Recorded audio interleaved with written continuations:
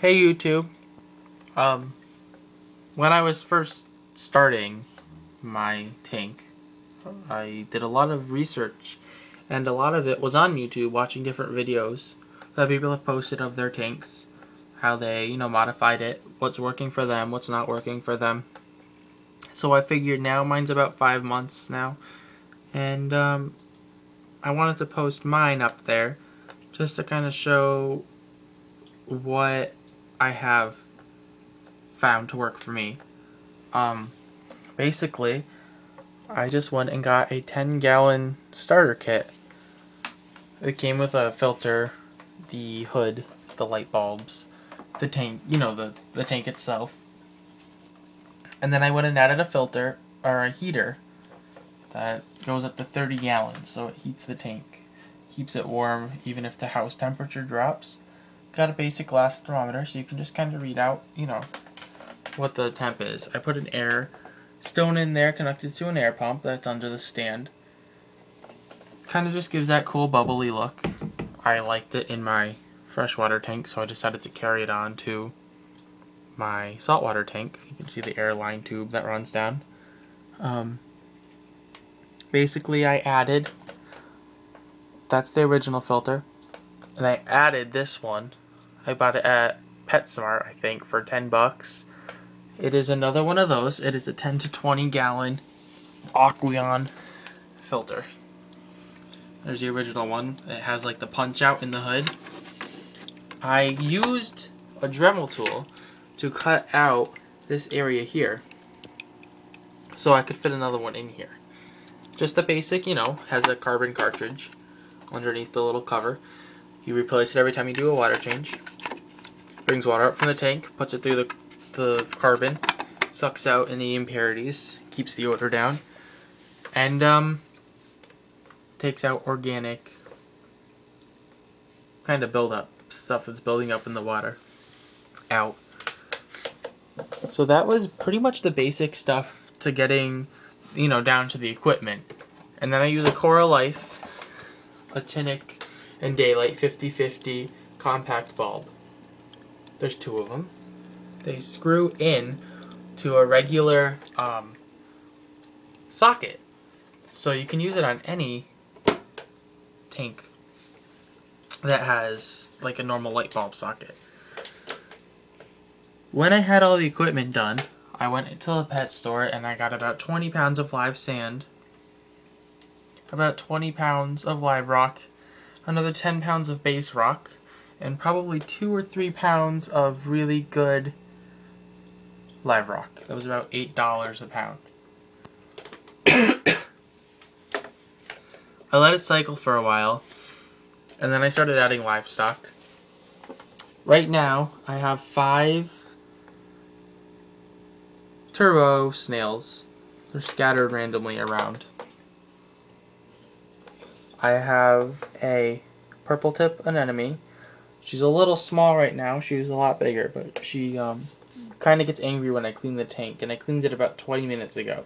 So she still hasn't completely come out of her shell yet. I have 2 peppermint shrimp. There's one guy there. There's the bigger guy. I have a smaller one running around there too. Just kind of saw him run into the rock over here. I have a couple of hermit crabs. But right now they're also kind of hiding somewhere in the rock. I really like this setup.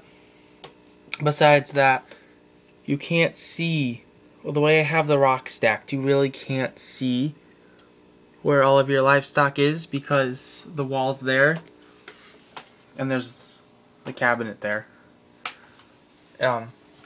Next time I do put a tank up, or if I ever move this tank, it's going to be where I can see almost at least 3 of the 4 sides. I also have a cardinal. She's a pajama cardinal. She's really cool looking. And I have a firefish also. That one I introduced about 2 weeks to the tank, so she's still kind of skittish when I come up to the tank. She's behind that big rock. You can't see her from here. She's under the heater back there. She'll come out when I feed her, and if there's really no like drastic movements, if I sit really still in front of the tank, she'll come out. But because I'm moving the camera around a little bit, she's not gonna. There's another snail there. For chemicals, I basically use only a few. I use the marine buffer. It helps keep my pH at about 8.3. Every time I do a water change, I use it. No matter just topping it off, or I buy water from the Reef tank at the local fish store, but I also still use the buffer every time I put it in. It can't harm it, it just makes sure it stays at 8.3. I use Kent Marine Purple Tech. Helps with the buildup of the coralline algae. As you can see, it's doing a pretty good job. I also use Reef Complete. It raises calcium and a couple other little minerals. It is really, really important to have because your coralline algae and your corals need to have calcium to grow and to spread. The main two things that I feed my fish are color enhancing marine flake. I feed them twice daily with that, in the morning and at night. In the afternoon, when I get home, I feed them one of the frozen cubes of mysis shrimp. Basically, this is a really easy setup. The light bulbs are pretty expensive, $23 for a light bulb, but I was told I only have to replace them once a year, so there's no really maintenance with that. Most of the stuff I really do is I scrape the glass once a week with either I have like a razor blade on a wand, or I have a floating magnet cleaner. I don't keep it in there all the time because I did find it to fall off one time and get sand trapped like up in the part that goes on the inside of the tank, and it did scratch it down here. But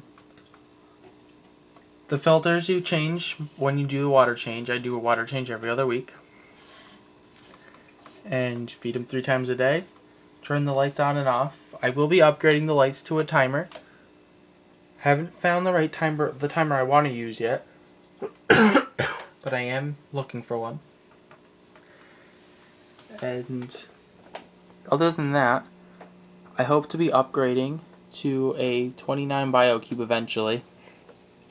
Now that I know, the basic parameters of the water, now that I know that I can keep a tank pretty clean, take care of it, the basics of it. I'm sorry, I'm just kind of tired trying to spit things out here. I'm going to upgrade. I will be adding more corals. I had really good luck with the zoomanthids until I had a power outage. They survived, but they're not looking as good as they did. And then as the corals get big enough, I do want to go into fragging, and I will be selling whatever successful frags that I do have. I'll probably put videos on YouTube of what I am, going to be selling at that time. I will keep you guys posted with upgrades that I do to the tank, and if I upgrade to another tank, I'll also do updates on different corals that I put in. Like I want to do a Kenya tree, I'm going to put that in tomorrow. And if I put any other fish into this tank. But until then, if you could leave some comments below, I would love to hear what you guys have to say. And happy reefing!